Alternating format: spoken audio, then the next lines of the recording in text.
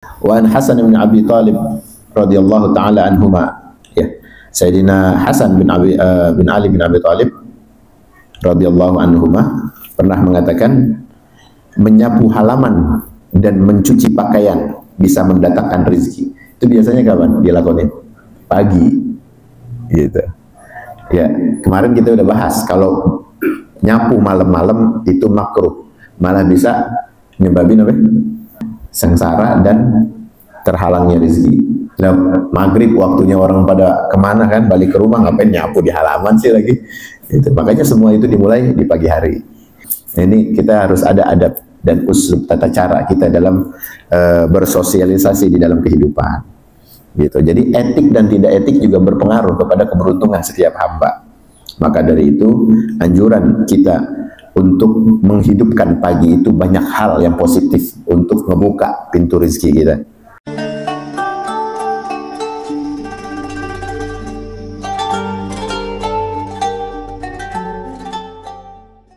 Kata Sayyidina Hasan mengatakan, mencuci pakaian dan juga dia bisa mendatangkan rezeki. Dan sebab paling kuat untuk mendatangkan rezeki adalah salat dengan khusyuk. Tuh. Bitta'zimi wal khusyuk, as-salatu bitta'zimi wal khusyuk wa ta'dil al-arkan wa sairil wal ijabati wa sunaniha wa adabiha. Jadi ngelengkapin tuh ya rukun-rukunnya, ya dilengkapin, bukan cuma khusyuk tapi syarat-syaratnya, adab-adab salatnya, terutama di salat duha. Ya, juga dapat mendatangkan rezeki. Terus beliau juga mengatakan wa salatul duha fi dzalikal ma'ruf al masyhur wa qira'ati suratul waqi'ah khususan bil laili waqtun naum wa qira'ati suratul mulk wal muzammil wal laili idza yaghsha alam nasrah. Ya. Jadi juga salah satunya ngebaca surat al-waqi'ah. Selain kalau pagi hari kita salat duha yang udah tahu tuh ya kelebihannya, kita udah masyhur, udah ma'ruf. Kita juga diminta untuk membaca suratul waqi'ah. Karena memang ada beberapa riwayat mengatakan jauhnya umatku dari kefakiran bila dia mengistiqomahkan apa? Membaca surat al-waqi'ah atau kama qala. Jadi kita disuruh untuk melestarikan sunnah-sunnahnya, terutama salat duhanya, membaca surat-surat utama, ya, terutama surat yang disebutkan tadi, surat waqi'ah. Ya, di waktu malam membaca surat Al-Mulk, surat Al-Muzammil, surat Wal-Laili idza yaghsha, surat Alam Nasrah, ya, juga dapat mempermudah hal-hal yang demikian. Terus wa hudurul masjid qabla al-adzan wa mudawamatu ala taharah wa ada'us sunnatil fajr wal witr fil bait. Kita juga diminta untuk hadir, ya, menjalankan sholat di dalam masjid. Nah, ini bisa apa? Mendatangkan rezeki. Jadi datangnya juga bukan pas lagi sholat doang. Kalau bisa diusahakan sebelum azan, ya. Jadi hudurul masjid qabla al-adzan. Jadi pas jangan, apalagi sampai terlambat tinggal tahiyat akhir. Jangan, jadi biasain. Kalau kita bisa melestarikan dengan sunnah-sunnahnya di pagi hari, dari pagi sampai malam. Nah, ini ada tanda-tanda kalau keistiqomahan itu udah kelihatan sama diri kita, kok sampai kita jadi butuh, bukan keperluan. Ya, artinya bukan cuma ada pamrihnya, katanya ngedatengin rezeki ini, enggak, sampai dia terasa nikmatnya kita butuh kepada ibadah. Jadi butuh sampai nggak keingetan lagi tuh pengen ini pengen itu. Itu udah mulai kelihatan karena mahabbah, cintanya kepada nawafil, hal-hal yang sunnah, itu yang tanda bahwa keistiqomahan seorang hamba itu sudah bisa dirasa, gitu. Tanpa adanya apa? Tanpa adanya berat, udah jadi kebutuhan. Kita kalau butuh minum gimana sih? Jadi nggak usah dianggap, gue pengen hidup nih, pengen, enggak, udah butuh, udah pasti otomatis.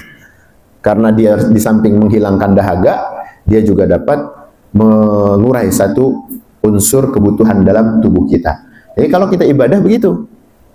Jadi kalau udah sampai tahapan kita ini butuh, bukan karena apa? Bukan karena sesuatu, maka akan ada tuh. Ya, jadi nggak kebebanan lagi, akan kemulai. Dimulai adalah pintu-pintunya rezeki itu terbuka, terutama ketenangan batinnya. Jadi kalau masih ada kok rasa berat, rasa gundah gulana, ini perlu ada yang diperbaiki nih dalam jiwanya. Itu bukan cuma konsep menenangkan hati, tapi ibadahnya lagi ditekanin. Kok udah jamaah, tapi kok masih gelisah aja ya? Kenapa tuh sebabnya? Nah, itu kita tanya sama diri kita. Oh, mungkin wudunya dulu diperbaiki. Oh, mungkin sunnahnya dulu diperbaiki. Oh, mungkin ini yang masih dianggap berat. Terus untuk memuhasabahkan diri kita, karena anjuran-anjuran itu membutuhkan kunci, ya. Salah satu kunci itu adalah kita mengukur diri kita atas kebutuhan, maka kunci itu udah kebuka nantinya. Kalau semata kita melakukan 1-2 hal lalu merasa enak dan terkabul, apa harapan kita tentang rezeki? Itu rezeki dari Allah betul-betul untuk memulainya. Tapi jangan ketika ada kita mau mulai dengar cerita yang belum sampai ke bukti apa-apa kita kecewa. Gua sholat udah 2 tahun rajin banget, kagak ada kesannya nih, begini-begini aja. Nah ini kan bahaya. Udah taubat katanya, yang orang-orang taubat pada dapat rezeki, gua kayak begini-begini aja. Nah sebenarnya lu ibadah buat siapa? Kan begitu. Dia lupa rezeki umur yang masih sama dia itu bagian nikmat yang paling agung untuk dirinya. Ukurannya itu bukan rezeki duit doang. Dia hadir nih, bisa napas nih. Itu juga bagian dari rezeki yang luar biasa. Bisa ibadah aja, bisa bertasbih. Sampai takbir, sujud, rukuknya masih bisa dilakonin. Itu masih rezeki. Jadi jangan terus kecewa, kok nggak kaya-kaya sih? Nggak ukuran kaya, kalau buat lu mah beda kelas. Gitu. Jadi hakikat kita ya mengerti bahwa pintu rezeki itu udah terbuka, tenangnya hati kita itu udah mulai terasa. Ada duit kek, nggak ada duit kek, udah terasa ada tenangnya. Kenapa?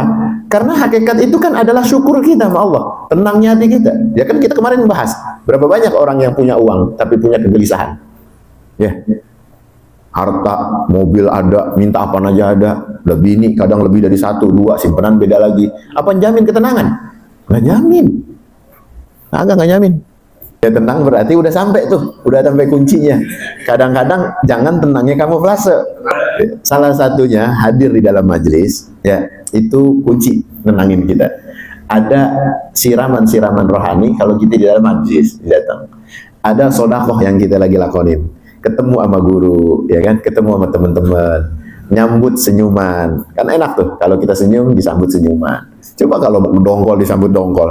Nah, bawaannya sial aja. Iya, bawaannya ampeng aja. Jangankan lewat, bayangin aja udah sumpek. Lewat di depan rumahnya, bayangin aja sumpek. Ya kan? Tapi kalau memang dia hadir, dia membayangkan hal-hal yang nikmat yang kemarin kita bahas aja ya. Kalau menceritakan hal-hal yang baik tentang ulama atau tentang kawan kita, ya kawan kita yang ada kah, masih hidupkah atau udah meninggal, kalau dipandangnya itu, diceritakannya dalam pandangan batin itu kok bisa membahagiakan kita, itu pahala buat almarhum sebagai amal soleh, pahala buat kita yang mengingatkan dengan baik, kan tenangin kita.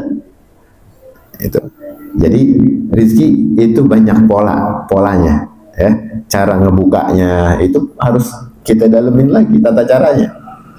Jadi jangan cuma pakai zikir-zikir tertentu, pakai ritual-ritual tertentu, bukan cuma itu. Banyak berarti kan. Nah, setelah itu didapat, membekasnya kepada kita, tertular kepada kanan kiri kita, lalu ketenangan yang kita dapatkan dapat atau enggak, sampai apa enggak. Sampai apa? Tenang itu bisa menumbuhkan dan nular kepada yang lain dengan rasa syukur. Gitu. Pancarannya sampai ke kita nih. Udah pagi-pagi ketemu orang udah senyum aja. Duit mah kagak gablek belum. Ya kata orang dia kerek tuh dia, kagak punya duitnya. Tapi senyum mulu sama dia. Lah khojir orangnya baik. Kan begitu. Kalau kita ketemu sama orang sering senyum, sering baik, ya ini nggak kenal banget padahal, tapi dengan senyuman aja itu menandakan ini orang baik. Bisa nemenin kita nggak? Kemana? Kondangan. Enak kalau kondangan nggak bawa amplop kan begitu. Nggak, nemenin aja. Aneh yang bawain amplop nih. Gitu. Biar ente juga asik ikut bareng sama aneh nemenin. Ada teman ngobrol. Dibawa deh. Padahal dimulainya dari apa? Pertemuan sederhana dengan senyuman. Yang istiqomah dilakukannya setiap pagi selama beberapa bulan misalnya. Ya kan, itu salah satu pintu rezeki. Tahu-tahu di jalan ketemu lagi, kerja apaan? Kagak ada kerjaan. Istiqomah aja di masjid, jadi marbot misalnya. Ya kan? Tapi karena emang yang dipancarkan adalah positif, ya, energi-energi positifnya keluar dari dirinya, maka apa? Membuka pintu rezekinya. Ya udah, kerja aja di rumah. Ngapain? Ngapain kek? Banyak loh yang dibenahin. Waktunya juga nggak terikat. Udah, ente capek istirahat. Itulah tanda-tanda orang baik. Ya, mulai pintunya kebuka, rasa syukurnya udah mulai nambah, ibadahnya udah mulai nambah, tanpa mengurangi ibadah yang sudah dilakukan sebelum-sebelumnya. Itu tanda namanya. Dan itu kejadian banyak. Orang kalau nyari orang baik adanya di mana sih? Ada di majelis, ada di masjid, ya, ada di jamiah-jamiah, kampus-kampus, pondok-pondok. Ya, orang pengen sedekah, masa mau nyari di tongkrongan, diskotik, ya kan? Kita nggak. Jadi tahu ukuran tuh, orang baik di mana dituju kita tahu. Ya, dicari. Nggak ketemu di jalan, dicari. Ya, di majelis dicari, di pondok. Ya. Karena kita sering ketemu dengan orang, maka itu akan diburu. Kebaikan itu akan diburu. Ikatan-ikatan batin itu akan dicari. Kita kalau mau orang baik begitu. Kita pengen nasihat-nasihat yang baik itu tersampaikan sama dirinya. Itu salah satunya kita dapat melestarikan amal ibadah, anjuran-anjurannya dari para ulama, para sahabat, at-tabi'in. Ya, ini dari Sayyidina Hasan bin Ali bin Abi Thalib radhiyallahu anhu.